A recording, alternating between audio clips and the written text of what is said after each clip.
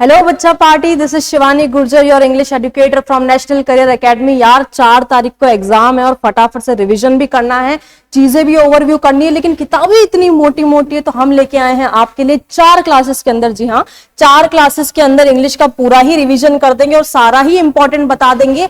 फटाफट से आप कर लेना याद उसको। उनको याद करके अगर एग्जामिनेशन हॉल में चले गए तो भाई 70+ स्कोर कोई नहीं रोक सकता 80 में से, ये मेरी गारंटी है। मैंने आपके लिए बहुत ही शानदार कंटेंट तैयार किया है, बहुत ही शानदार मैं उसका स्टफ लेके आई हूँ। इतना अच्छा आपको कंटेंट मिलेगा, उसमें इंपॉर्टेंट क्वेश्चन जो बन सकते हैं सेक्शन बी के अंदर। आज हम सेक्शन बी को लेके चलेंगे। सेक्शन बी के अंदर जितना भी इंपॉर्टेंट कंटेंट बन सकता है ना, वो सारा ही इंपॉर्टेंट कंटेंट आपके लिए यहाँ पे लगा गया। तो इस वीडियो को आप फटाफट से, ऐसे भी नहीं कि जल्दी जल्दी अपन को आराम से धीरे स्पीड देखे, नहीं भाई 1.75 की स्पीड पे देखो, नहीं तो 2x की स्पीड पे देखो। अपन को बस फटाफट ये स्पीड देखनी है और जो टॉपिक्स आपको मैं बताऊंगी वो टॉपिक्स को आपको बुक में से फटाफट से ढूंढ के उनको 2-3 बार रिवाइज कर लेना है, ठीक है। चलो अभी 4 तारीख को इंग्लिश है तो प्रायोरिटी तो अपन इंग्लिश को ही दे रहे हैं। तो हमारा सबसे पहले आज है इंग्लिश कंपलसरी, जो कि हमारा 4 मार्च को एग्जाम है, उसका रिवीजन क्लास। और रिवीजन क्लास किसका होने वाला है? रिवीजन क्लास होने वाला है सेक्शन बी, राइटिंग पोर्शन। यानी कितने मार्क्स कवर करेंगे आज हम इस क्लास में? 15 मार्क्स कवर करेंगे। और 15 मार्क्स कवर करना बहुत बड़ी बात होती है भाई। और राइटिंग सेक्शन जो होता है, जहाँ पे बच्चे बहुत ज्यादा कमजोर होते हैं, अपने आप को बहुत ज्यादा वीक मानते हैं, ये ग्रामर कैसे हैंडल करेंगे, कंटेंट राइटिंग में, पैराग्राफ राइटिंग में, या रिपोर्ट राइटिंग में, नोटिस राइटिंग में, एडवर्टाइजमेंट राइटिंग में, इन्विटेशन के रिप्लाई राइटिंग में, तो कैसे मैनेज करेंगे। तो मैं तो आपके लिए एक डमी पूरा बना के लेके आ गई हूँ कि भाई ये याद करके चले जाओ, सब काम हो जाएगा। चलो स्टार्ट करते हैं हम लोग नोटिस से। सबसे पहला हमारा क्या आता है? नोटिस आता है। नोटिस हमारा 4 नंबर का आएगा। कितने नंबर का आएगा? 4 नंबर। यानी पैसेज का सेक्शन ए का क्वेश्चन होगा हमारा पैसेज का, और पैसेज के क्वेश्चन के बाद सेक्शन बी आ जाएगा और सेक्शन बी का क्वेश्चन नंबर 3 होगा। क्वेश्चन नंबर 3 में आपको 4 ऑप्शंस मिल सकते हैं। 4 ऑप्शंस यानी 2 ऑप्शंस मिलेंगे, 4 चीजों में आपको 2 ऑप्शंस मिल जाएंगे। फॉर एग्जांपल एक आ सकता है आपका नोटिस आ सकता है, एक आपका आ सकता है एडवर्टाइजमेंट, एक आ सकता है रिप्लाई फॉर्मल और इनफॉर्मल, और एक आ सकता है आपका एडवर्टाइजमेंट। यानी ये 4 ऑप्शंस आपके पास, और 4 ऑप्शंस में से कोई 2 ऑप्शंस आपको देंगे और उन दोनों ऑप्शंस में भी आपको कौन से अटेम्प्ट करना है? एक अटेम्प्ट करना है, ठीक है। तो सबसे पहले हमारा एजेंडा क्या होता है? चलो नोटिस को देख लेते हैं भाई। 4 नंबर बिल्कुल सपाट करेंगे, 4 नंबर पे आधा नंबर भी नहीं काट सकेगा एग्जामिनर, ऐसी तैयारी करेंगे, ठीक है। चलो एजेंडा क्या होता है बेटा नोटिस राइटिंग का, कि हमें क्या प्रोवाइड करानी, किसी को इंफॉर्मेशन। क्या प्रोवाइड करवानी है? किसी को इंफॉर्मेशन। टू गिव इंफॉर्मेशन हम नोटिस लिखते हैं। फॉर एग्जाम्पल छोटा सा एग्जाम्पल देती हूँ, बहुत अच्छे से आपको पता भी है, एक बार वापस रिवाइज कर लेते हैं। कि अगर मैं किसी स्कूल की स्टूडेंट हूँ, ठीक है, मैं क्लास 12th में पढ़ती हूँ, ठीक है, और मेरे को प्रिंसिपल मैम ने बोला कि बेटा आपको पूरे बच्चों को इन्फॉर्म करना है 9 to 12 तक के कि हमारे स्कूल में एनुअल फंक्शन होने वाला है।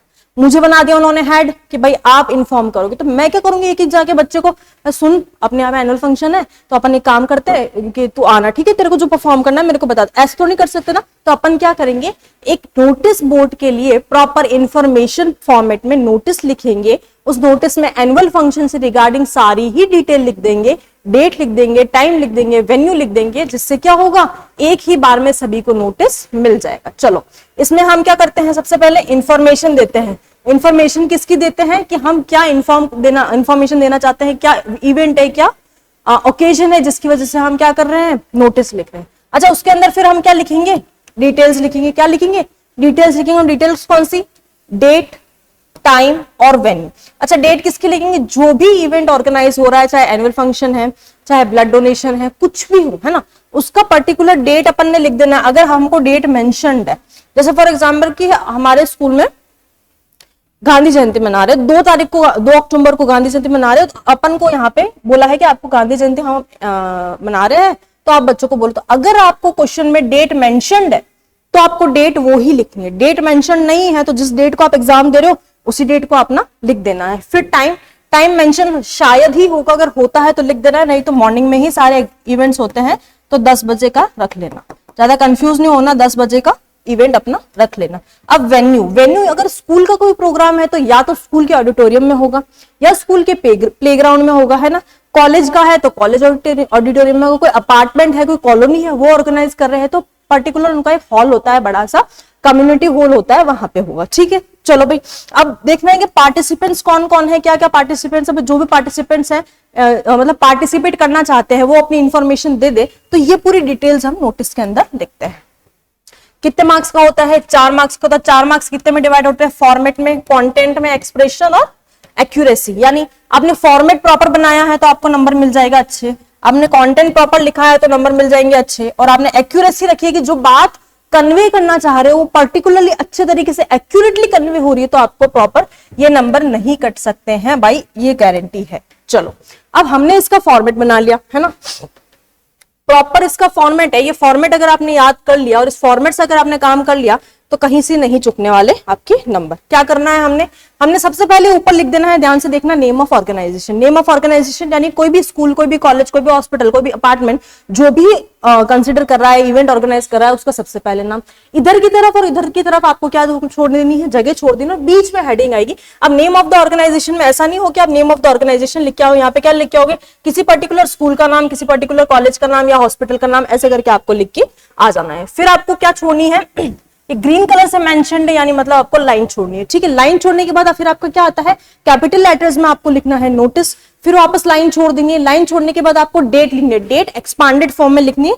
एक्सपांडेड फॉर्म क्या होता है डेट का? जैसे आज है 1 मार्च 2024, है ना, तो ये क्या हो गया? ये एक्सपांडेड फॉर्म हो गया, यानी डेट और जो ईयर है वो तो हमने उसमें लिख दी, डिजिट्स में लिख दी, और जो मार्च है, जो मंथ है पर्टिकुलरली, वो हमने वर्ड्स में लिख दिया। तो इसको क्या कहते हैं?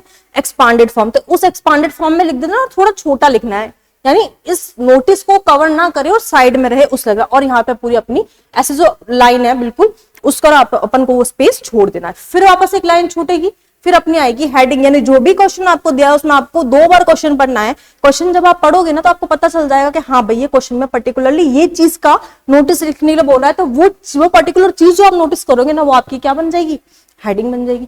फिर लाइन छोड़ी, फिर अपनी आ जाती है मेन बॉडी कंटेंट या पैरा, यानी 4-5 लाइन का हमें मेन कंटेंट लिखना है, 40 से 45 वर्ड का मेन कंटेंट लिखना है, और उस कंटेंट के अंदर हमको पूरी ही इंफॉर्मेशन दे देनी है कि भाई हमारा जो ऑर्गेनाइजेशन है ये इस तारीख को ये वाला इवेंट ऑर्गेनाइज करने जा रहा है, तो जो भी पार्टिसिपेंट्स है, जो भी पार्टिसिपेट करना चाहते हैं वो अपना नाम किसको दे दे? उसका अपना नाम अंडरसाइंड को दे दे। जो भी डेजिग्नेशन आपको दी जाती है क्वेश्चन में, या तो वो करने नहीं है, नहीं दी जाती है तो अपना नाम लिख देना है। वैसे अगर देखा जाए तो अपना डेजिग्नेशन ऑलरेडी लिखी हुई मिलेगी, ठीक है। अब हमने ये 7 चीजें पर्टिकुलरली मेंशन करके चलनी है नोटिस के अंदर। सबसे पहले हमने ये चीज लिखनी है कि ये हमेशा इसी फॉर्मेट में आएगा, दिस इज टू इन्फॉर्म, है ना। हम हमेशा यही बोलेंगे ये नोटिस किस लिए? इंफॉर्मेशन देने के लिए, दिस इज टू इन्फॉर्म, यानी यह इंफॉर्मेशन देने के लिए या सूचना देने के लिए। क्या? पार्टिसिपेंट्स, जो भी पार्टिसिपेट करना चाहते हैं, फिर चाहे वो स्कूल के 9वीं से 12वीं तक के बच्चे हो या कॉलोनी के मेंबर्स हो या फिर कोई भी हो, ठीक है। फिर इवेंट का बताना है, इवेंट कौन ऑर्गेनाइज कर रहा है? कौन ऑर्गेनाइज कर रहा है? भाई जो भी ऑर्गेनाइजेशन हमने लिखा है, यानी स्कूल कॉलेज है, जो भी उसने वो अपना करने वाला है उसका नाम। फिर उसका रीजन क्या है? भाई 2 अक्टूबर गांधी जयंती मना रहे तो क्यों मना रहे हैं? भाई 2 अक्टूबर है पर्टिकुलरली इसलिए मना रहे हैं। ट्री प्लांटेशन कैंप मंगा रहे तो क्यों मना रहे हैं? भाई बेसिक अवेयरनेस के लिए मना, तो अपन उसमें रीजन लिख देना। अच्छा रीजन लिखो ना लिखो कोई बात नहीं, चलेगा। फिर हमने डेट टाइम वेन्यू लिख देना। डेट टाइम वेन्यू को हम पर्टिकुलरली 1 2 3 ऐसे इस फॉर्मेट में लिखेंगे, आगे आपको एग्जांपल दे रखा है। फिर call for action, call for action यानी अगर आप पार्टिसिपेट करना चाहते हो तो आपको किसके पास जाना है? आपको अंडरसाइंड के पास जाना है। जो भी अंडरसाइंड बंदा है जिसको भी ये रिस्पॉन्सिबिलिटी दी गई है उस पर्टिकुलर बंदे के पास आपको जाना है, और आपको क्या करना है? आपको ये बोल देना है कि भाई मैं भी इसमें पार्टिसिपेट करना चाहता हूं, तो आप मुझे बताइए कि मेरे को क्या क्या चीजें करनी है। चलो ये बेसिक चीजें हमने नोटिस में ध्यान रखनी है। अब जब हमने नोटिस लिखना है तो नोटिस हम किस फॉर्मेट में लिखेंगे? नोटिस हम 3rd पर्सन फॉर्मेट में लिखेंगे। किस में लिखेंगे? 3rd पर्सन फॉर्मेट में लिखेंगे, ठीक है। और ये फॉर्मेट हमारा क्या रहेगा? This is to inform you all, या तो फिर ऑल लिखेंगे, या क्लास अगर होगी, अगर स्कूल का पर्टिकुलर इवेंट है तो क्लास लिखेंगे, या अगर किसी ऑर्गेनाइजेशन में है तो मेंबर्स लिखेंगे, date or school college apartment. इन तीनों में से कुछ भी हो सकता है और क्वेश्चन में कुछ और चौथी चीज भी हो सकती है। तो ये फॉर्मेट ऐसे ही कि ऐसे चलेगा। एक पेटेंट आपको बना के दे दिया, ठीक है। फिर नेम लिखेंगे, किसका नेम लिखेंगे? स्कूल का नाम है तो नेशनल करियर एकेडमी लिख दिया, आलोक स्कूल लिख दिया, या फिर कॉलेज है तो पैसिफिक कॉलेज लिख दिया, या फिर कोई अपार्टमेंट है तो कैसे लिख दिया हमने? वैशाली अपार्टमेंट है। Is organising a marathon, marathon organise कर रहे हैं।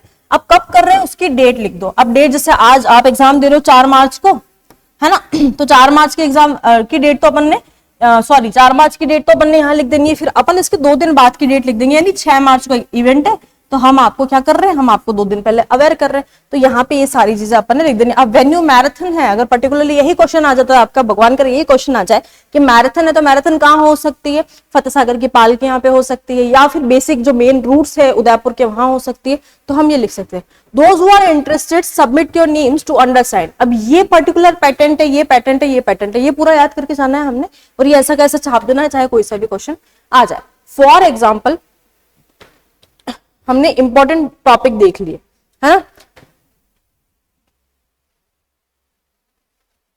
जो भी हमने इंपॉर्टेंट टॉपिक्स, अब ये इंपॉर्टेंट टॉपिक्स आपको मार्क कर लेने हैं, है ना, कि भाई ये मैंने जो इंपॉर्टेंट टॉपिक्स आपको लिखवाए, इन टॉपिक से बेसिकली एक क्वेश्चन डेफिनेटली आने वाला है, ये मेरी गारंटी है। सबसे पहला क्वेश्चन है, जैसे मैंने एक पूरा क्वेश्चन आपके लिए ऑर्गेनाइज कर दिया कि किस तरीके से क्वेश्चन आ सकता है, कि your school is going to celebrate Gandhi Jayanti on 2 October as the secretary of cultural club. School का नाम नहीं दिया गया है, लेकिन ये बता दिया गया है कि स्कूल ऑर्गेनाइज कर रहा है, ये बता दिया गया है कि क्या ऑर्गेनाइज कर रहा है, गांधी जयंती, यानी हमको टाइटल मिल गया, ये बता दिया है कि कौन सी डेट है ना, ये भी पता चल गया। और ये भी बता दिया है कि जो बंदा अंडरसाइंड है ना, अंडरसाइंड कौन होगा, जिसको ये जिम्मेदारी दी गई है वो बंदा कौन है भाई, वो है सेक्रेटरी है। किसका सेक्रेटरी है, कल्चरल क्लब का सेक्रेटरी है। तो आपको क्या करना है, draft notice informing students to give their names for speech, poem etcetera, यानी क्या क्या इवेंट ऑर्गेनाइज हो रहे हो, ये भी अपन को इन्फॉर्मेशन पता चल गई है। चलो, अब जब हमने इसका नोटिस ड्रॉ किया बेटा, तो आपको सबसे इंपॉर्टेंटली ध्यान रखनी है कि ये जो बॉक्स बनाया गया है ये कंपलसरी है बनाना। अगर आप बॉक्स ड्रॉ नहीं करते हो बेटा, तो आपका सीधे सीधे -1 हो जाता है। नोटिस के अंदर बॉक्स बनाना बहुत ज्यादा इंपॉर्टेंट है, आरबीएससी ने इसको मैंडेटरी बोला है। ठीक है, चलो अब हमने इसको एक पर्टिकुलरली ड्रॉ कर लिया, है ना, इस आंसर को हमने पर्टिकुलरली ड्रॉ कर लिया। अब इस आंसर को जब हमने ड्रॉ किया, तब हम क्या देखते हैं कि हमने एक बहुत ही अच्छे तरीके से इसको लिखा है, और इसकी लैंग्वेज आप सीख जाओगे ना, तो आप कोई सा भी नोटिस लिख के आ सकते हो। जैसे नेशनल करियर एकेडमी मैंने लिखा है, तो ये सबसे पहले ऑर्गेनाइजेशन का नाम हो गया। इसके बाद मैंने लाइन छोड़ी और फिर क्या लिखा है, नोटिस। नोटिस किसमें लिखा है, कैपिटल लेटर्स में। फिर मैंने लाइन छोड़ी और क्या लिखा है, डेट लिखी है, जो पर्टिकुलर डेट मैं जिस दिन नोटिस लिख रही हूँ वो वाली। फिर मैंने लाइन छोड़ी और गांधी जयंती का इवेंट है, तो मैंने पर्टिकुलरली टाइटल डाल दिया कि भाई गांधी जयंती का हमने इवेंट सेलिब्रेट करना है। अब हमने इसकी जो लैंग्वेज पहले देखी, वो लैंग्वेज हमने यहाँ पे छाप दी। बस हमने क्या किया, जो पर्टिकुलर इंस्टीट्यूट का नाम था वो हमने जो क्वेश्चन में मिला वो लिख दिया, हमें नहीं मिला तो हमने हमारे हिसाब से लिख दिया। डेट हमें ऑलरेडी मेंशन थी, जो टाइम है वो टाइम हमको हमारे हिसाब से लिख देना अगर मेंशन नहीं है। और वेन्यू क्या होता है कि भाई स्कूल ऑडिटोरियम में, स्कूल ऑडिटोरियम में होगा भाई, ऐसे छोटे मोटे फंक्शन स्कूल के तो स्कूल ऑडिटोरियम में होते हैं, तो वहां का हमने लिख देना। अब लैंग्वेज के लिख देनी है, this is to inform all the students that our school national career academy is going to celebrate Gandhi Jayanti, full stop. यहाँ पे आ जाए अगर गांधी जयंती ना आके आ जाए ट्री प्लांटेशन कैंप, तो क्या लिखोगे, this is to inform all the students that our school national career academy is going to organise tree plantation camp, full stop, खत्म बात। इतनी की इतनी लैंग्वेज, 2 लाइनें याद करके जा दो, किसी भी नोटिस में लिखो चल जाएगा। अब हमने लिख देनी है डेट, फिर हमने लिख देना है टाइम पे, कब जाओगे प्लांटेशन के लिए टाइम बता दो, और हमने यहाँ पे वेन्यू यानी किस जगह ये प्रोग्राम होगा, तो हमने यहाँ पे स्कूल ऑर्डर में लिखते हैं। यहाँ पे हम क्या लिख सकते हैं, किसी भी जनरल पार्क का नाम लिख सकते हैं। अब नीचे वाली जो लाइन है ना, वो भी ऐसा पेटेंट याद कर लेना है कि students who are interested may give their names to the undersigned. ये की लाइन ऐसे कैसे रट के जानी है कि जो भी स्टूडेंट इंटरेस्टेड है वो अपने जो नेम्स है वो किसको दे दे, अंडरसाइंड को दे दे। अब यहाँ पे फिर से लाइन छोड़ेंगे। अब अगर आपको क्वेश्चन में नाम दे रखा है कि आप अमित हो, अमिता हो, आप सुनील हो, सुनीता हो, तो आपको नाम लिख देना है क्वेश्चन के अकॉर्डिंग, अपना नाम नहीं लिखना है। लेकिन अगर नाम नहीं दिया हो तो अपने हिसाब से कोई भी नाम लिख दो, कोई भी क्लास लिख दो। और अगर आपको ये दिया हुआ कि डेजिग्नेशन क्या, जैसे उस क्वेश्चन में अपन को दे रखा था कि कल्चरल हेड है, कल्चरल क्लब का हेड है, सेक्रेटरी है, तो हमने ये वाली चीज लिख दी। तो इस पर्टिकुलर नोटिस को अगर आप ढंग से याद कर लेते हो, इस पैटर्न को याद कर लेते हो, तो अब आपके लिए कोई सा भी नोटिस लिखना बहुत ज्यादा क्या हो जाएगा भाई, इजी हो जाएगा। और जो स्ट्रेस ले रहे हो आप ग्रामर को लेके, वो ग्रामर को लेके स्ट्रेस नहीं आएगी, क्योंकि यू का यू तो याद करके जाना है भाई। क्या चेंज करना है, बस स्कूल कॉलेज ऑर्गेनाइजेशन का नाम, डेट, टाइम, वेन्यू, बस इतनी सी चेंज करनी। तो कोई सी भी लिख सकते हैं। अगर एग्जाम के क्वेश्चन पेपर में अगर क्वेश्चन आ गया तो वो क्वेश्चन में से तो छापना है, बाकी अपना को थोड़ा बहुत तो याद करके जाना पड़ेगा। अब अगर बात आती है कि आपको इससे रिलेटेड इंपॉर्टेंट क्वेश्चंस बताए जाए, तो मैं इंपॉर्टेंट क्वेश्चंस इसमें आपको बताऊंगी कि एनुअल प्राइज डिस्ट्रीब्यूशन होता है स्कूल्स में, उसका क्वेश्चन पक्का बैठ सकता है आरबीएससी में। अच्छा, एनुअल प्राइज डिस्ट्रीब्यूशन के साथ साथ आपका एनुअल फंक्शन का भी बैठ सकता है। फिर आपको क्या एक नोटिस लिखना हो सकता है कि आपने कोई अपनी जो चीज है वो खो दी है ना स्कूल में, तो लॉस्ट का भी आप लिख सकते हो। इसके बाद इंटरनेशनल योगा डे, ऐसा का ऐसे ही लिखना है, यहाँ पे कुछ भी नहीं करना है, यहाँ पे योगा डे सेलिब्रेट कर रहे हैं पर्टिकुलरली, ये पूरी पूरी लाइन आ जाइए, कोई दिक्कत नहीं। उसके बाद informing student of school of change in school timing from 1 October due to winter season. आप प्रिंसिपल हो, अब ऐसा क्वेश्चन आएगा तो आपको क्या बनाया जाएगा, आपको प्रिंसिपल बनाया जाएगा। क्या बनाया जाएगा, तो भाई आप हेडमास्टर हो स्कूल के और हेडमास्टर बनाया जाएगा और हेडमास्टर ये नोटिस लिखिएगा, ठीक है। तब आपको ये चीज नहीं लिखनी पड़ेगी क्या कि स्टूडेंट्स हु आर इंटरेस्टेड में गिव देयर नाम, नहीं ये वाली नहीं आएगी, बस ये वाली लाइन आ जाएगी, all the students must follow the new time, है ना भाई, ये चीज आपको लिख देनी है। अब आपको ये इंपॉर्टेंट किसी पर्टिकुलर रीजन की वजह से बता जा रहे हैं क्योंकि बोर्ड ने पर्टिकुलरली कुछ टॉपिक्स दे दिए हैं कि इनसे रिलेटेड टॉपिक्स बच्चों को याद करवाए जाए। तो ये वाले टॉपिक्स सारे हैं एंड तक, एजुकेशनल टूल, ब्लड डोनेशन, ये जितने भी टॉपिक्स है इन पे नोटिस आ सकता है। एक 5 मिनट लगते हैं नोट्स लिखने में, फटाफट से आप प्रिपेयर कर लेना। इसके बाद आपका आता है next description of arguments for और अगेंस्ट। ये अभी आपके जुड़ा है कोर्स में और ये भी 4 नंबर का आता है, यानी या तो नोटिस आएगा या आपका आ जाएगा एडवर्टाइजमेंट या आपका आ जाएगा रिप्लाई या फिर आ जाएगा आपका फॉर एंड अगेंस्ट वाला, है ना, फॉर और अगेंस्ट। यानी इनमें से कोई सा भी 2 बैठेंगे, ये 4 दिए हैं 4 नंबर वाले, कोई से भी 2 बैठेंगे। इसमें से आपको क्या कर लेना, आपको कोई 3 टॉपिक अपने स्ट्रॉन्ग कर लेने हैं, क्योंकि 3 टॉपिक अगर स्ट्रॉन्ग कर लिए या तो ये आएगा या ये आएगा या ये आ सकता है, ठीक है। तो अगर फॉर और अगेंस्ट वाला टॉपिक आ भी जाए और आप उसके लिए प्रिपेयर भी नहीं हो, लेकिन आपके बचे हुए 3 टॉपिक्स तो बहुत अच्छे से प्रिपेयर हैं, तो आप बहुत अच्छे से कर सकते हो, ठीक है। अच्छा, फॉर और अगेंस्ट के जो टॉपिक्स मैंने ढूंढे हैं, जो मैंने नोटिस किया है पर्टिकुलरली देखा जाए तो मेरे को ये वाले टॉपिक्स बहुत इंपॉर्टेंट लगे हैं, है ना। कौन सा है कि टेलीविजन ऑफ बून और कर्स, कि टेलीविजन जो है वो क्या है, श्राप है या फिर फायदेमंद है, ठीक है। इसके लिए 4 लाइनें तो बून के लिए लिखनी है, 4 लाइनें कर्स के लिए लिखनी है, यानी श्राप है या फिर हमारे लिए अच्छा है। या फिर urban life versus rural life. Urban life क्या होती है कि शहरी जीवन अच्छा है कि गांव का जीवन अच्छा है, तो इनमें फॉर और अगेंस्ट का आपको लिखना है, यानी किसी के फेवर में लिखना है तो किसी के अगेंस्ट में लिखना। अब जैसे आपको शहर की जिंदगी अच्छी लगती है तो आप उसके फेवर में पॉजिटिव पॉइंट लिख सकते हो, है ना, कि शहर की जिंदगी बहुत अच्छी है, यहाँ पे हमेशा इलेक्ट्रिसिटी आती रहती है, यहाँ पे पानी की फैसिलिटी बहुत अच्छी है, लेकिन गांव में इलेक्ट्रिसिटी नहीं रहती, तो फॉर और अगेंस्ट का टॉपिक ऐसे चल सकता है।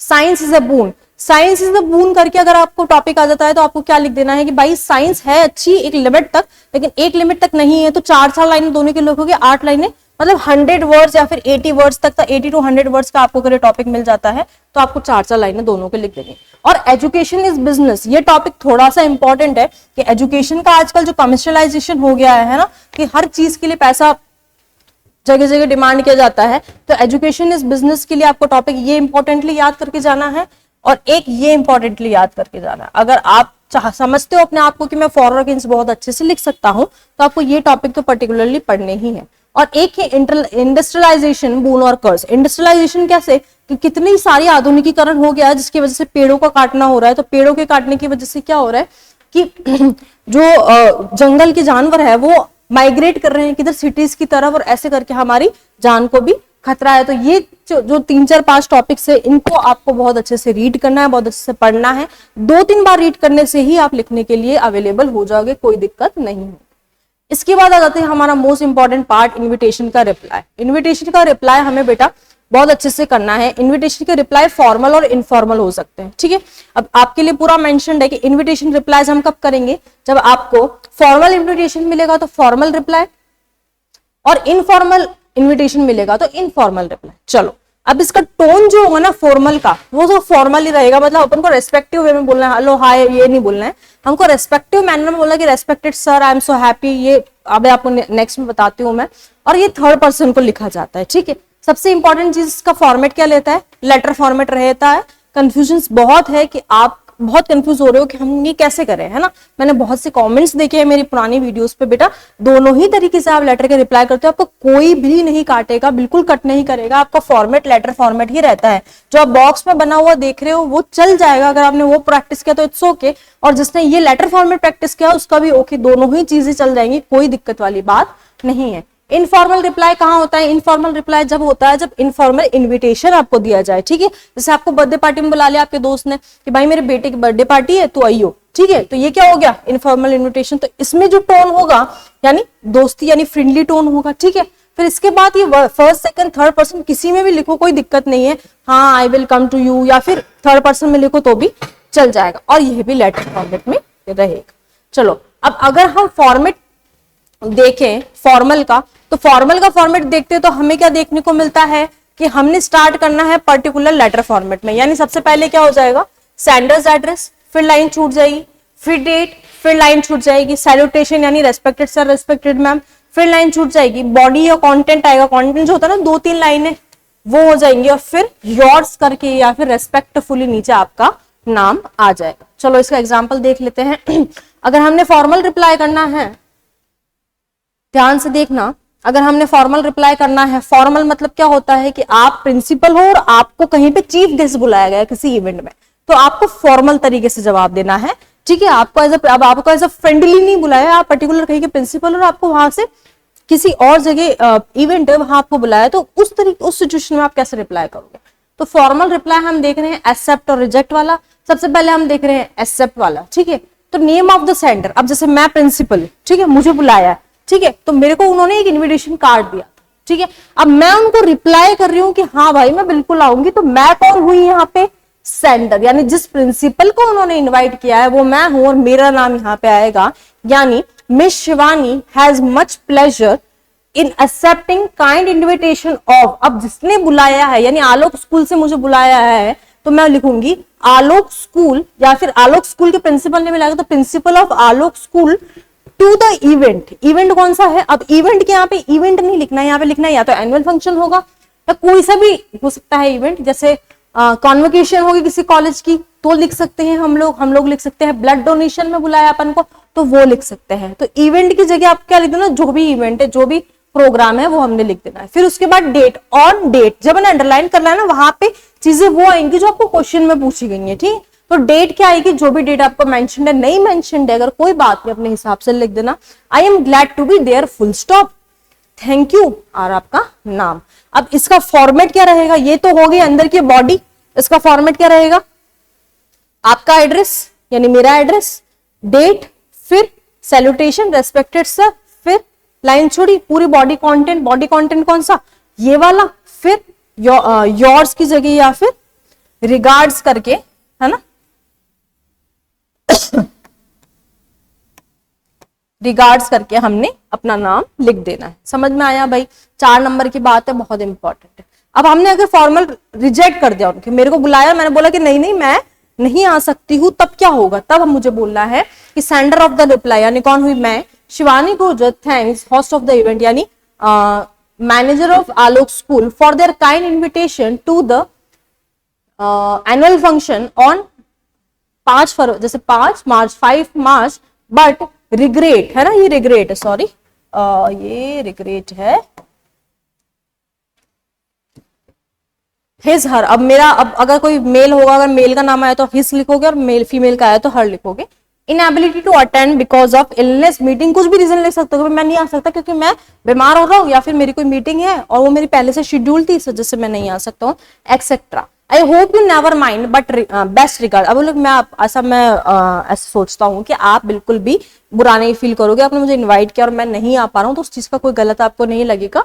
Best regards, yours name. ये हो जाता है फॉर्मल रिप्लाई का रिजेक्शन। जिसके नीचे लाइन खींची गई है वो चीजें आपको क्वेश्चन में मिलेगी, क्वेश्चन में नहीं मिलती है और आपको आ जाए कि आपको कोई भी फॉर्मल रिप्लाई रिजेक्ट करना है, मना करना है कि आप नहीं जा सकते हो, तो आपको यहाँ पे वैसे तो नाम दिया होगा, नहीं दिया होता है तो कोई भी नाम लिख देना। कोई भी इवेंट लिख देना है, कोई भी डेट लिख देना है, कंफ्यूज नहीं होना है। 4 नंबर की बात है, 4 लाइनों में 4 नंबर मिल रहे हैं तो कोई भी बुराई नहीं है, ये 4 लाइन अगर आप ढंग से लर्न करके चले जाओ तो। फिर आ जाता है इनफॉर्मल रिप्लाई। इनफॉर्मल रिप्लाई कौन सा होता है, यानी मैंने मेरे दोस्त को लिखा कि भाई मेरे बेटे का बर्थडे है तो तू आइयो, ठीक है, या फिर मैंने मेरी किसी फैमिली फ्रेंड को लिख दिया कि भाई आप आना, हमारे घर पे एक इवेंट है, तो ये क्या हो गया, ये इनफॉर्मल रिप्लाई हो गया, ठीक है। अब इसकी लैंग्वेज क्या रहेगी, इसके अंदर भी क्या आएगा, सेंडर्स एड्रेस आएगा, फिर लाइन छूटेगी, फिर डेट आएगा, फिर लाइन छूटेगी, फिर डियर, डियर लिखेंगे इसमें हम ना, सर डियर अनीता मैंने लिख दिया, और फिर यहाँ पे पूरा ये वाला कंटेंट आएगा, ठीक है। समझ के चलना है फॉर्मेट कि पहले सेंडर एड्रेस आएगा, फिर लाइन छूटेगी, फिर डेट आएगा, फिर लाइन छूटेगी, फिर हम डियर अपन सैल्यूटेशन करते हैं, जैसे फ्रेंडली सैल्यूटेशन होता है तो डियर अनीता मैंने लिख दिया, और फिर मैंने क्या लिखा, ये वाला जो बॉडी है, ये वाला जो कंटेंट है वो मैंने लिख दिया। अब क्या कंटेंट है, I have received your invitation for birthday party to be held on 5 March at your house. I am very happy to know that you are organizing a birthday party of your son. I would like to confirm my presence. अब मैं बोल रही हूँ कि हाँ definitely मैं आऊंगी, क्योंकि उन्होंने कार्ड में ऐसा लिखा है कि भाई आप बताना कि आप आ सकते हो कि नहीं आ सकते हो, उनको आगे तैयारी भी करनी होती है ना। तो I would like to confirm my presence, regards और आपका नाम, ये हो जाता है। आप अगर इनफॉर्मल रिप्लाई कर रहे हो और उस चीज को हाँ बोल रहे हो कि हाँ मैं डेफिनेटली आऊंगा, जिसके नीचे लाइन खींची हुई है वो चीजें आप क्वेश्चन में मिल जाएगी, नहीं मिलती है तो कोई बात नहीं, आपको अपने हिसाब से लिख देना है, बट ये वाला कंटेंट जो है वो आपको याद कर लेना है। चलिए, अगर आपने इसी इनफॉर्मल को डिक्लाइन कर दिया, मना कर दिया, ये तो हमने एक्सेप्ट किया था ना, चलो हाँ अब हम करेंगे डिक्लाइन। अब हमने डिक्लाइन क्या करना है, वापस वही सेंडर्स एड्रेस आएगा, लिख देते हैं क्या आएगा, सेंडर एड्रेस, यानी मैं अगर भेज रही हूं तो मेरा एड्रेस, फिर मैं एक लाइन छोड़ूंगी, फिर मैं यहाँ पे डेट लिखूंगी, डेट का एक्सपांडेड फॉर्म लिखूंगी, फिर मैं लाइन छोड़ूंगी, फिर मैं लिखूंगी डियर सुनीता, फिर मैं ये वाला जो कंटेंट है वो यहाँ पे लिखना स्टार्ट कर दूंगी, लाइन नहीं छोड़ूंगी, और नीचे रिगार्ड्स आ जाएगा मेरा और मेरा नाम आ जाएगा। अच्छा, हमारा क्या कंटेंट है भाई, हमारा कंटेंट है I feel honoured to be invited to attend event, ठीक है, फुल स्टॉप। कौन सा इवेंट है, बर्थडे पार्टी का इवेंट है। Please accept my thanks and congratulations, तो मैं पहले उसको बोलूंगी कि थैंक यू सो मच, आपने मुझे इन्वाइट किया और मैं आपको बहुत ही ज्यादा कॉन्ग्रेचुलेट करती हूँ। इसके बाद sorry due to some medical reason I shall not be able to attend the ceremony। अब सेरेमनी है, इवेंट है, अब इस सेरेमनी इवेंट में क्या हो सकता है, बर्थडे पार्टी हो सकती है ना, शादी हो सकती है, शादी हो सकती है, बर्थडे पार्टी हो सकती है। तो जहां पे मैंने इवेंट लिखा है वहां पे पर्टिकुलरली इवेंट आपको क्वेश्चन में मेंशन्ड होगा, वो वाले इवेंट लिखने हैं। ये इवेंट नहीं लिख देना, EVENT नहीं लिख के आ जाना है, ठीक है। The ceremony event, best wishes, ठीक है, लाइन छोड़ो तो छोड़ो कोई बात नहीं, रिगार्ड्स और आपका नाम आ जाएगा। ये हो गया हमारा डेक्लाइन किसका, इनफॉर्मल इनविटेशन। अब आपका आ जाता है एडवर्टाइजमेंट। जिसने एडवर्टाइजमेंट कर लिया ना बेटा वो बहुत अच्छे से कर सकता है चीजें। एडवर्टाइजमेंट के गिने चुने 4-5 टॉपिक्स और वो 4-5 टॉपिक्स हम आए दिन न्यूज़पेपर में पढ़ते हैं। हालांकि हम हिंदी में पढ़ते हैं but we can definitely do ना कि अगर हमको जो अब कोई भी बच्चा है जो घर से दूर रह रहा है उसको घर चाहिए, ठीक है, रेंट पे, बहुत कॉमन टॉपिक है टू लेट का, बहुत अकोमोडेशन, अकोमोडेशन आ जाता है ना। अगर अकोमोडेशन शब्द अगर आ जाए तो घबराना नहीं है। अकोमोडेशन का मतलब क्या होता है कि आपको घर किराए पे चाहिए, है ना। अकोमोडेशन यानी जिसमें हम अकोमोडेट कर सकते हैं खुद को, यानी खुद जाके रह सकते हैं, वो क्या हो जाता है, अकोमोडेशन, ठीक है भाई। अब आपको क्या लिखना है, एडवर्टाइजमेंट लिखना है, किसके लिए, न्यूज़पेपर या फिर मैगजीन के लिए, ठीक है भाई। इसके बाद क्या होता है कि इसके जो टाइप्स होते हैं ना, कि कौन कौन से टाइप्स पे आपको बेसिकली इंपॉर्टेंट टाइप्स बता रही हूँ जो आपके आ सकते हैं एग्जाम में, वो मैट्रिमोनियल। मैट्रिमोनियल क्या होता है कि भाई दूल्हा चाहिए या दुल्हन चाहिए, वो वाला मैट्रिमोनियल। या फिर अकोमोडेशनल यानी टू लेट, है ना, टू लेट आपको जैसे आपका घर है आपको किराए पे देना है, या फिर आपको किराए पे घर चाहिए, आप कहीं बाहर से हैं तो भी आप न्यूज़पेपर के अंदर डाल सकते हो। जॉब वैकेंसी, कोई भी जॉब वैकेंसी है, जैसे आपका कोई इंस्टीट्यूट है वहां पे आप रिक्रूट कर रहे हो कंप्यूटर ऑपरेटर को, तो आप जॉब वैकेंसी का डाल सकते हो। इसके बाद एजुकेशनल होता है। एजुकेशनल यानी कि आपका इंस्टीट्यूट है, आपका स्कूल है, आपका कॉलेज है, वहां पर कोई एजुकेटर चाहिए, है ना, कोई एजुकेटर चाहिए और उस एजुकेटर के लिए आपने डाल दिया एडवर्टाइजमेंट कि भाई हमारे को एजुकेटर चाहिए, तो कोई भी हो पर्टिकुलरली हमसे कांटेक्ट करो। या फिर सेल और purchase of vehicle property land, जैसे मेरे पास एक बाइक है वो बहुत पुरानी हो गई है, मुझे उसको सेल करनी है, तो मैं इस चीज का एडवर्टाइजमेंट डाल दूंगी तो मेरे पास बहुत सारे सेलर्स बायर्स आ सकते हैं। अब इनकी इंपॉर्टेंट टॉपिक्स जो 99.99% इंपॉर्टेंट है और आपको इनका एक एक एग्जाम्पल डेफिनेटली देख के जाना है, वो होते हैं ये वाले।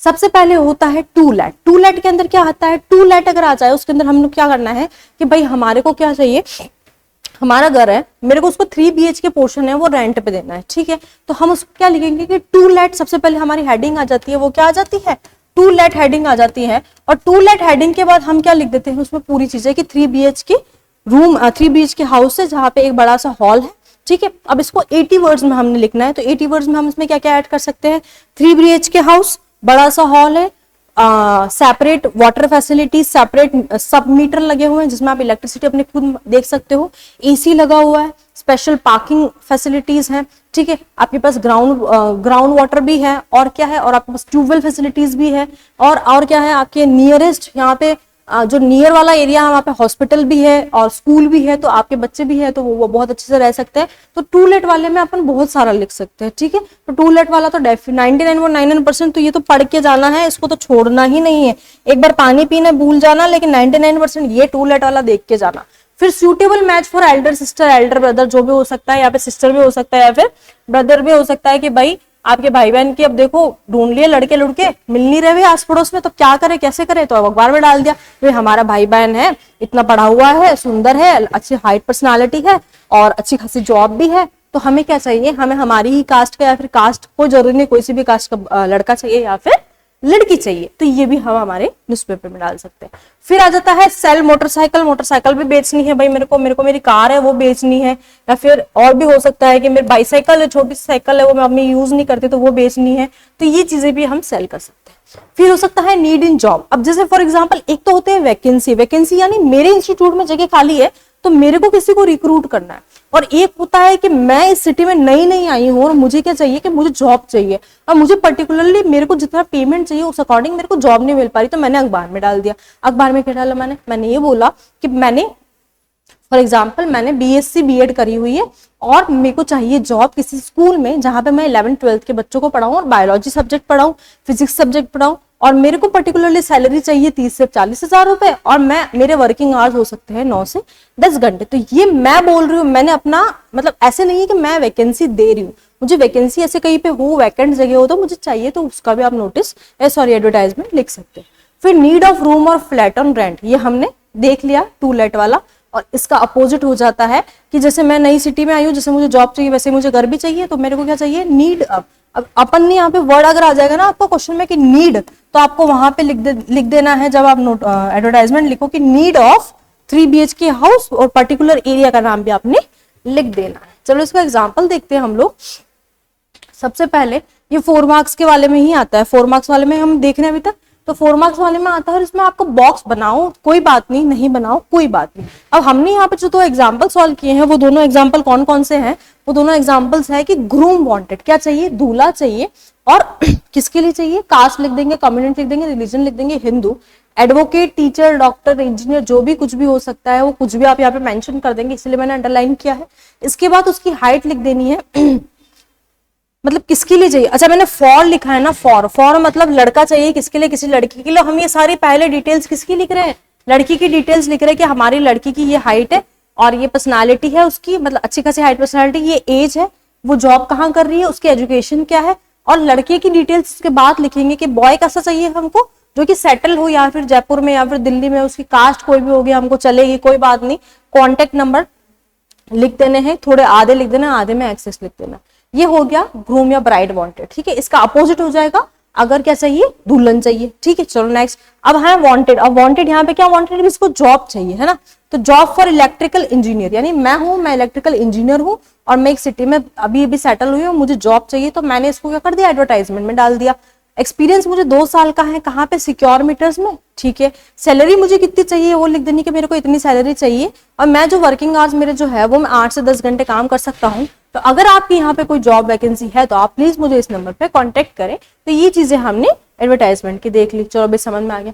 अब रिपोर्ट राइटिंग रिपोर्ट राइटिंग बेटा आता है आपका 5 मार्क्स का, कितने मार्क्स का आता है, 5 मार्क्स का आता है। और रिपोर्ट जो चलता है रिपोर्ट राइटिंग, वो हमेशा ही क्या चलेगा, पास्ट टेंस में चलेगा। यानी कोई घटना घटित हुई, अगर न्यूज़पेपर में मुझे लिखने आए तो कोई घटना घटित हुई तो मैं ऐसे ही लिखूंगी ना कि भाई कल मैं वहां जा रही थी तो वहां पे बहुत बड़ा रोड एक्सीडेंट हो गया, एक बस से एक ट्रक टकरा गई, बस में जितने भी लोग थे सारे ही मर गए, ऐसे करके पास्ट टेंस पे गए गए गए थे वाला चलेगा, तो पास्ट टेंस में चलती रिपोर्ट। लेकिन अगर मैं स्कूल मैगजीन के लिए लिख रही हूँ ना, तो मेरे को क्या लिखना है कि हमारे स्कूल में एक इवेंट ऑर्गेनाइज हुआ, यानी तो रीजन भी हो सकता है कोई वैलिड, या एक्सीडेंटल रिपोर्ट भी हो सकती है। तो इसमें हमने क्या लिख देना है, सबसे पहले ऊपर ही ऊपर आएगा इवेंट का नेम, कि कौन सा इवेंट ऑर्गेनाइज हो रहा है।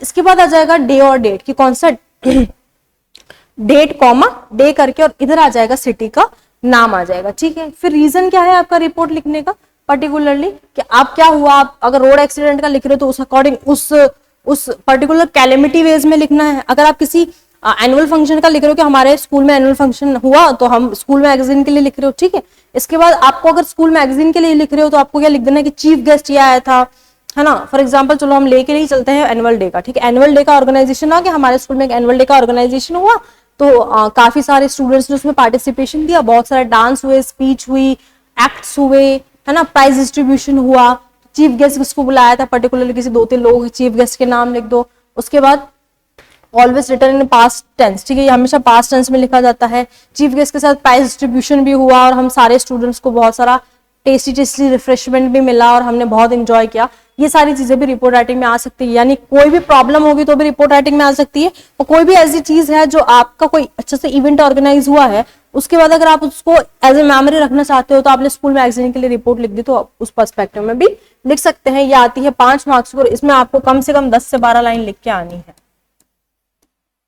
इसके और में आपको डेफिनेटली मिलेगा पैराग्राफ राइटिंग। पैराग्राफ राइटिंग में आपको मिलेगा हिंट। अब मेरी बात ध्यान से सुनना, ऐसे मत समझना कि भाई ये क्या हो रहा है, ये यही हो रहा है कि देखो, अगर आपको लगता है कि रिपोर्ट राइटिंग में बहुत अच्छे से कर सकता हूँ, कर सकती हूँ, तो ठीक, कोई बात नहीं। रिपोर्ट राइटिंग किसी बच्चे की अच्छी है, इंग्लिश अच्छी है, वो लिख सकता है, ठीक। जिसको नहीं आती मत करना भाई, नेक्स्ट वाला टॉपिक करना।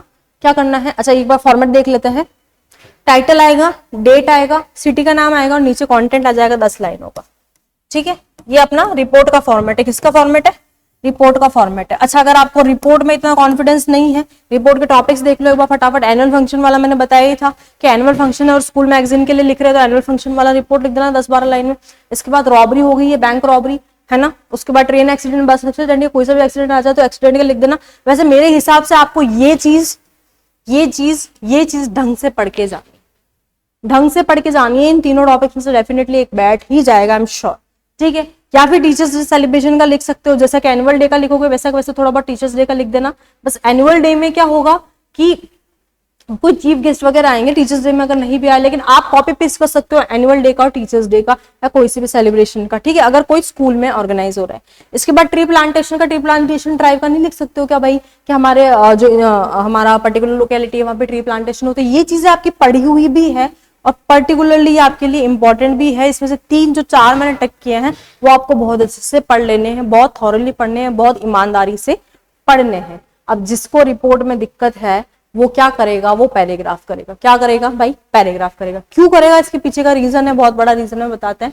5 मार्क्स का ही आएगा, 100 वर्ड्स में लिखना है, 10 से 12 लाइनें लिखनी है और आपको हिंट दी हुई होगी। हिंट दी हुई होगी मतलब आपको क्या लिखा हुआ होगा कि अगर फॉर एग्जाम्पल इसमें से एक टॉपिक उठाएं, अच्छा रिपोर्ट और उसके कॉमन टॉपिक्स हो सकते हैं। ठीक है, तो अगर आपको फॉर एग्जांपल ब्लड डोनेशन का लिखा जाए, ठीक है, ब्लड डोनेशन का अगर आपके पास आ गया पैराग्राफ, तो आपके पास उसमें हिंट आएगी। अब हिंट कैसे आएगी, फॉर एग्जांपल ब्लड डोनेशन,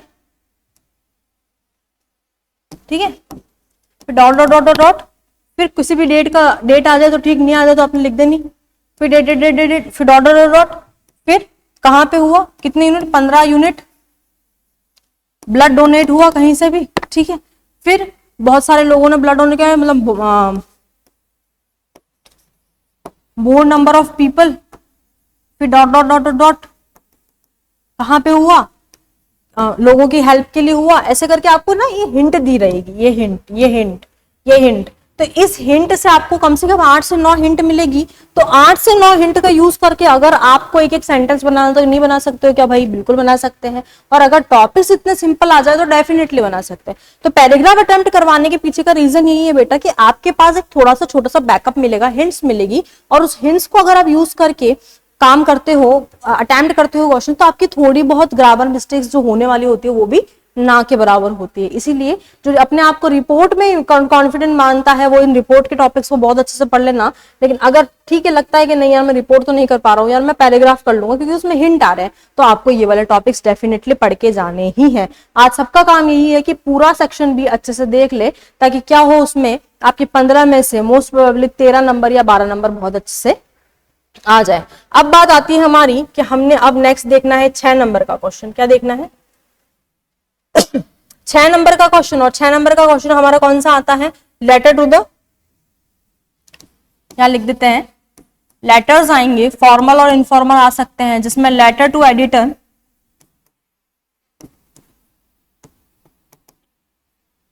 या जॉब एप्लीकेशन। अब जिन बच्चों ने मुझसे पहले पढ़ा हुआ है वो जॉब एप्लीकेशन उनको ऐसी रटा गई है, ऐसी रटा गई है कि नींद में से उठ के भी पूछो ना कि जॉब एप्लीकेशन लिख दे, फर्राटेदार जॉब एप्लीकेशन लिख देंगे। लेकिन जिन्होंने नहीं पढ़ा है कोई बात नहीं बेटा, आपको पेटेंट याद करवा देते हैं तो दिक्कत ही कहाँ आने वाली। जो क्वेश्चंस यहाँ पे मेंशन्ड है वो क्वेश्चंस आप बहुत अच्छे से पढ़ के जाएंगे। ये क्वेश्चंस बहुत ज्यादा इंपॉर्टेंट है और आपको बहुत अच्छे से पढ़ने हैं। ये वाला क्वेश्चन हो गया, चाहे ये वाला क्वेश्चन। अब ये वाला क्वेश्चन है आपका रिप्लेसमेंट का, यानी क्या रिप्लेस करवाना है आपको? Washing machine. ये तो लिखा के ले लो, ये तो इंपॉर्टेंट है। ये अगर आ जाता है तो ये यू का यू छाप के आ जाना कि वॉशिंग मशीन आपने मंगवाई थी और वो खराब हो गई। अब आपको यहाँ पे तो लिख देने हैं अपने सेंडर्स एड्रेस, है ना, यानी जहां से ये जा रहा है ना पर्टिकुलरली, मैं लिखने वाली हूँ भाई मेरे को खराब वॉशिंग मशीन दे दी, तो मैं सबसे पहले अपना एड्रेस लिखूंगी, फिर मैं अपने लाइन छोड़ के और एक्सपांडेड फॉर्म में क्या लिख दूंगी? डेट लिख दूंगी। फिर मैं लाइन छोड़ के मैनेजर जो भी इलेक्ट्रॉनिक्स के नाम में लिख दो, कोई बात नहीं हो तो कोई बात नहीं, अपने हिसाब से लिख देना, और पर्टिकुलरली सिटी का नाम। यहाँ पे आपको सेंडर्स एड्रेस दे रखा हो तो आप वही का वही लिखोगे, रिसीवर्स एड्रेस दे रखा हो तो वही का वही लिखोगे, नहीं लिखा हुआ तो अपने हिसाब से जो लिखना है वो लिख देना। कौन मना कर रहा है भाई, है ना। चलिए ये हो गया। यहाँ पे लाइन छूट के हमने क्या लिख दिया? Subject complaint regarding a defective washing machine, कि मैंने कंप्लेन करी है किसके लिए? कि भाई मेरे को जो वॉशिंग मशीन दी है वो आपने खराब दी है, डिफेक्टिव दी है। अब इसमें क्या करना है कि dear sir I bought a washing machine from your showroom with a warranty of 2 years। आपको क्या बोलना है? अच्छा, वॉशिंग मशीन की जगह अगर यहाँ पे आ जाए कि मैंने प्रिंटर खरीदा और प्रिंटर खराब है, तो प्रिंटर की वॉशिंग मशीन का प्रिंटर लिख सकते हो ना, फैन लिख सकते हो ना, एसी लिख सकते हो ना, कोई दिक्कत नहीं है ना। तो ये लाइन तो ऐसी कैसे है ना, आई bought a AC from your showroom with a warranty of 2 years, या आई bought a washing machine from your showroom with a warranty of 2 years। ठीक है भाई, हो गया। चलो, but only 8 days have passed and it was started troubling me। ये की line उसमें भी लिख सकते हो, किसमें? प्रिंटर में। ये की लाइन किसमें लिख सकते हो? एसी में। ये की लाइन किसमें लिख सकते हो? फैन। ठीक है। It's not functioning properly while creates a loud noise during the washing of clothes। अगर वॉशिंग मशीन की बात आ गई तो वॉशिंग ऑफ क्लोथ्स में ट्रबल कर रही है। अगर मैं यहाँ पे प्रिंटर की बात लिखूं तो प्रिंटर में क्या दिक्कत हो जाएगी भाई कि वो प्रिंटिंग सही से नहीं कर रहा है, मेरे को प्रिंट चाहिए और ये प्रिंटिंग सही से नहीं कर रहा है ड्यूरिंग प्रिंटिंग। ये लिख दिया मैंने।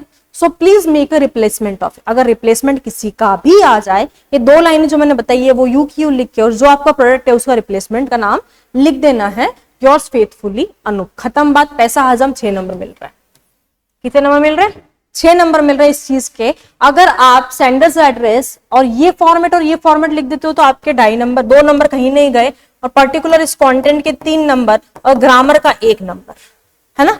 ये पर्टिकुलरली कंटेंट के 3 नंबर, ग्रामर का 1 नंबर। तो अगर आप उस चीज को ढंग से पढ़ लेते हो 2 बार तो कोई भी आपको ये बुला नहीं सकेगा। अच्छा, जो ये क्वेश्चंस है इसमें मेंशन्ड है, मैं इनको एरो लगा देती हूँ, ये आपको बहुत अच्छे से पढ़ के जाना है कि क्या पता आपकी किस्मत अच्छी हो और ये रिपीट हो जाए। इसके बाद आ सकता है कि business letter. Business letter optional आएगा आपका, या तो जॉब एप्लीकेशन आएगी या फिर रिप्लेसमेंट वाला आएगा, लेटर टू द एडिटर आएगा या बिजनेस लेटर आएगा। अब बिजनेस लेटर में आ जाए कि भाई अब जनरल अपन सारे ही लोग परचेजिंग करते हैं, तो अगर आपने परचेजिंग करी है बल्क में और आपको वो परचेज जो करा है वो आपको मिला नहीं है, तो क्या आप नहीं लिख सकते हो? क्या भाई बिल्कुल लिख सकते हैं, क्यों नहीं लिख सकते? तो चलिए ये भी वो क्वेश्चन का सॉल्यूशन है। अब यहाँ पे आपको लिखना है कि अजय ट्रेडिंग कंपनी जो है ना, अजय ट्रेडिंग कंपनी है, वहां से आपने क्या मंगवाए थे, स्पोर्ट्स के आर्टिकल मंगवाए थे जो कि अभी तक ढंग से नहीं, अच्छा आपने मंगवाने हैं, सॉरी क्या बोल रहे हैं, आपने मंगवाने हैं कि पर्टिकुलर आर्टिकल्स आपने ये लिखे हैं, ये आर्टिकल्स आप मेरे यहाँ पे भेज दो। तो आपने क्या लिखा यहाँ पे, ये आपका एड्रेस लिख दिया, ये डेट नीचे आएगी, यहाँ पे डेट नहीं आएगी, अजय ट्रेडिंग कंपनी, चौरा रास्ता, क्या कहता है, जयपुर। तो ये जीएसएस यानी government senior secondary school Goner. Next line में डेट आएगी, फिर नेक्स्ट लाइन में आपको लाइन छोड़नी है, फिर ये जो रिसीवर्स एड्रेस है वो लिख देना है, फिर लाइन छोड़नी है, फिर आपको क्या लिख देना है, सब्जेक्ट लिख देना है। सब्जेक्ट लिखने के बाद डियर सर यानी सैल्यूटेशन आ जाएगा, ठीक है। तो जो बिजनेस लेटर्स होते हैं ना उसमें रेस्पेक्टेड सर नहीं भी लिखेंगे तो भी चल जाएगा। फिर क्या लिखना है आपने कि आपकी रिक्वेस्ट है, ये यू का यू उतारना है, we request you to supply as the following items as per your rates, ठीक है, कि भाई ये चीज आप हमारे यहाँ पे भेज दो। अब इन जगह स्पोर्ट्स आइटम्स की जगह अगर बुक्स हो जाए तो क्या अपन बुक्स का नहीं लिख सकते हैं क्या, ऐसा का ऐसा टेबल बनाना, 3-4 किताबों के नाम लिख दो और क्वांटिटी लिख दो, बस खत्म बात। ये पैटर्न याद करके जाना कि आइटम्स क्या क्या है। यहाँ पे 3 बुक, जैसे for example Olympic hockey sticks है, अच्छी क्वालिटी के होनी चाहिए, हमारे को 40 चाहिए। हॉकी बॉल से न्यू नंबर 5 चाहिए, इसको अपन ने क्वालिटी लिख दी भाई ऐसी होनी चाहिए, और हमको कितनी चाहिए 10। Please dispatch the items with in 15 days, बता देंगे हमको 15 दिन में ये चीज चाहिए। और यहाँ पे 6 नंबर मिल रहे हैं इस चीज के, कितने नंबर मिल रहे हैं, 6 नंबर मिल रहे हैं। यानी ये चीजें तो आपको दे रखी होगी, बस आपको ये जो छोटी सी चीज लिखनी है ये आपको डिटेलिंग लिखनी है, यहाँ से पढ़ लेना। अगर आपका क्वेश्चन आ जाए कि आपको किताबें मंगवानी है, आपको स्पोर्ट्स आइटम्स मंगवाने हैं, तो ये डेफिनेटली पढ़ के जाना, मैं इसको इंपॉर्टेंट मार्क करूंगी अगर ये आ जाता। लेकिन अगर इसकी अपोजिट में जॉब एप्लीकेशन आ जाती है तो हमने क्या करना है, हमने जॉब एप्लीकेशन ही करनी है, ठीक है। अब आपका आ गया है letter to the editor. Letter to the editor यानी एडिटर की कोई जिम्मेदारी नहीं है इस पे, वो तो बस क्या कर रहा है, वो तो ये कर रहा है कि उसके न्यूज़पेपर में आपकी एक अर्जी लिख रहा है, वो अर्जी कहां तक पहुंचे, वो अर्जी जो भी हायर अथॉरिटीज है उसके पास पहुंचे, इस वजह से लेटर टू द एडिटर लिखा जाता है। लेटर टू द एडिटर हम लिखते हैं न्यूज़पेपर में, है ना, न्यूज़पेपर या न्यूज़पेपर के लिए लिखते हैं। न्यूज़पेपर के थ्रू क्या होता है कि न्यूज़पेपर के थ्रू हमारी जो इन्फॉर्मेशन है वो पहुंच जाती है कहाँ, जहां पे हमने पहुंचानी है। तो हमने क्या करना है, अब हमें क्वेश्चन मिला है कि collector write a letter to the collector of your district complaining about the irregular supply of electricity in your town, ठीक है। तो ये होता है लेटर टू द एडिटर। और यहाँ पे चीज ऐड हो क्या आएगी कि कोई भी न्यूज़पेपर का नाम आए, यानी टाइम्स ऑफ इंडिया आ गया, ठीक है। तो यहाँ पे आपका वही सेंडर्स एड्रेस, फिर डेट, फिर यहाँ पे सर मैम लिख के सब्जेक्ट करके ये पूरी आपको डिटेल ऐसी कैसी लिख देनी है, और थैंकिंग यू योर्स फेथफुली। यहाँ पे आ गया कि आपको लेटर तो कलेक्टर को लेटर लिखना है वापस, की लाउड स्पीकर चल रहे हैं, लाउड स्पीकर से आपकी पढ़ाई वेस्ट हो रही है, तो उसके लिए आपको एप्लीकेशन लिखनी है। तो ये वाली एप्लीकेशन आप ऐसे कैसे याद करके जा सकते हैं, कोई भी 3-4 एप्लीकेशन देख लो, उसके बाद आपका सारा ही सॉल्यूशन अपने आप ही हो जाए, ठीक है। इसके बाद हमारा आ जाता है, हाँ भाई ये इंपॉर्टेंट है, ये चीज आपको बहुत अच्छे से पढ़ के जानी है। क्या है ये, जॉब एप्लीकेशन, ठीक है।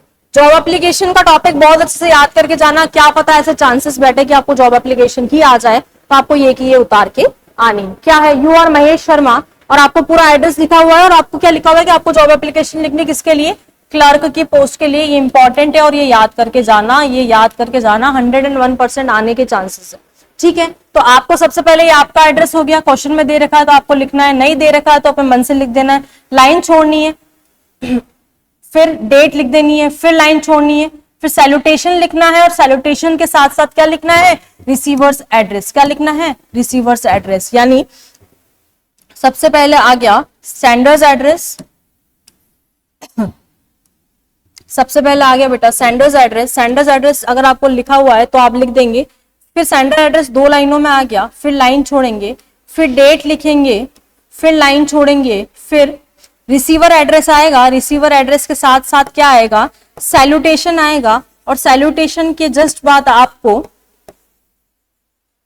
सब्जेक्ट लिख देना है, और सब्जेक्ट के बाद रेस्पेक्टेड सर या मैम, हमको नहीं पता है कौन है, मैम है या फिर सर है, ये लिख देंगे, ठीक है। ये पूरा फॉर्मेट हो गया। अब आपको क्या है, आपने क्या देखा, my self Mahesh Sharma, I saw your advertisement in the Rajasthan Patrika, ये भी लिखा हुआ होगा, है ना, on 25 August 2024, the post of clerk. I am interested in this job. If I am given a chance, I shall be the do my best. ये पूरा करके, और ये रेज्यूम जो होगा ये डब्बे में आएगा, किसमें आएगा, डब्बे में आएगा। ये रेज्यूम आपको पर्टिकुलर अच्छे तरीके से, बहुत अच्छे तरीके से एक्सपीरियंस के साथ डब्बे में लिख देना है, और इसमें बिल्कुल भी कंफ्यूज नहीं होना है, क्योंकि ये चीज मैंने ऑलरेडी बताई है। और अगर आप ये जॉब एप्लीकेशन लिखते हो तो एक पेज पे तो एप्लीकेशन लिखोगे और दूसरे पेज पे रेज्यूम लिखोगे, बहुत ही टाइडी तरीके से लिखोगे। अब मैं एक वीडियो और लेके आऊंगी कि आपको बोर्ड की कॉपी में कैसे काम करना है, जिससे एग्जामिनर को गुस्सा ना आए और आपकी हैंडराइटिंग देख के, आपकी प्रेजेंटेशन देख के, क्योंकि प्रेजेंटेशन बहुत ही मैटर करती है। ठीक है, ऐसे करके ये क्वेश्चंस और हैं, ये क्वेश्चंस और आप देख लीजिए। तो ये जो चीज है ये आप स्क्रीनशॉट ले लेना, और आपको एंड में पीडीएफ मिल जाएगा एनसीए का जो टेलीग्राम ग्रुप है वहां पे। तो ये क्वेश्चंस और हैं, ये भी इंपॉर्टेंट है। तो सेक्शन बी का जो 15 नंबर का हमने जो पूरा कंटेंट देखा है, उस पूरे कंटेंट पे बेस अगर आप बहुत अच्छे से तैयारी करते हो ना, तो 15 नंबर आपके कहीं पे भी नहीं गए। मैंने सारे ही पेटेंट एग्जाम्पल्स दे दिए हैं, उन पेटेंट्स को अगर आप याद कर लेते हो ना, तो कोई भी नहीं रोक सकता आपको बहुत अच्छे से मार्क्स दिलाने के लिए। चलिए, अगर आप राइटिंग सेक्शन में बहुत अच्छे से कर लेते हैं, अगर आप 13 नंबर पे सिक्योर हो जाते हैं, और आपको ये भी पता है कि जो आपका पैसेज वाला पोर्शन है वो भी 15 नंबर का आता है ना, तो पैसेज के 15 में से मोस्ट प्रोबेबली हम 12 नंबर मान के चले, क्योंकि अगर वो पीछे वाले जो 3-4 क्वेश्चन है, जो मीनिंग है, सिनोनिम, एंटोनिम वाला, वहां गड़बड़ हो सकती है, और 15 नंबर का ये हो गया, तो यहाँ पे भी 12 मान के चले, तो 24 नंबर तो हमारे ऐसे ही हो गए, है ना। 24 नंबर तो हमने बहुत अच्छे से ऐसे ही कर ले। तो ये पेटेंट्स अगर आपने आज बैठी आज के आज याद करना है, भले 12 बजो, रात की 1 बजो, कोई जरूरी नहीं है, बिल्कुल कोई मतलब नहीं है। अभी 4 तारीख को एग्जाम है, 4 तारीख से पहले जितना पढ़ सकते हो, जितने आवर्स दे सकते हो, सारे दो राइटिंग सेक्शन को लेके। फिर एक वीडियो लेके आ रहे हैं आपके लिए फटाफट से ग्रामर की, उसमें ग्रामर के अंदर हम जनरलाइज्ड बात करेंगे, कोई भी बिल्कुल डीप में नहीं घुसेंगे। हमारे को जो पर्टिकुलर बोर्ड ने जो टॉपिक्स दिए, जो सेंटेंसेस भी बोर्ड ने दिए हैं, वही सेंटेंसेस को हम सॉल्व करेंगे और बहुत बेसिक सी चीज देखेंगे, ज्यादा कुछ भी हम बिल्कुल डीप स्टडी नहीं करेंगे। तो वो वीडियो आपके लिए मैं कल लेके आने वाली हूँ, ठीक है। इस वीडियो को बहुत अच्छे से पढ़ना बेटा, इसके जो एग्जाम्पल्स जो मैंने क्वेश्चंस दिए हैं, जो इंपॉर्टेंट दिए, कुछ मत पढ़ना, ये पढ़ लेना, मैं बस इतनी बात कर रही हूँ। 70+ आने में कोई नहीं रोकेगा, यहाँ पे 15 में से 12 नंबर आपके डेफिनेटली पक्के हैं। कुछ नहीं पढ़ना है, कोई भी किताब नहीं पढ़नी है, बस ये जो मैंने टॉपिक्स दिए ना, इनकी आप थॉरोली स्टडी करें, ठीक है। All the best for your preparation, बहुत अच्छे से पढ़िए, स्ट्रेस मत लीजिए, टेंशन मत लीजिए, जो भी होगा बहुत अच्छा होगा। पूरे साल भर पढ़ाई करिए ना, अब तो बस परीक्षा की तैयारी करनी है। तो परीक्षा का जो रिवीजन हो रहा है वो हम भी करेंगे, आप भी करेंगे, हम दोनों की ही परीक्षा है। Thank you so much.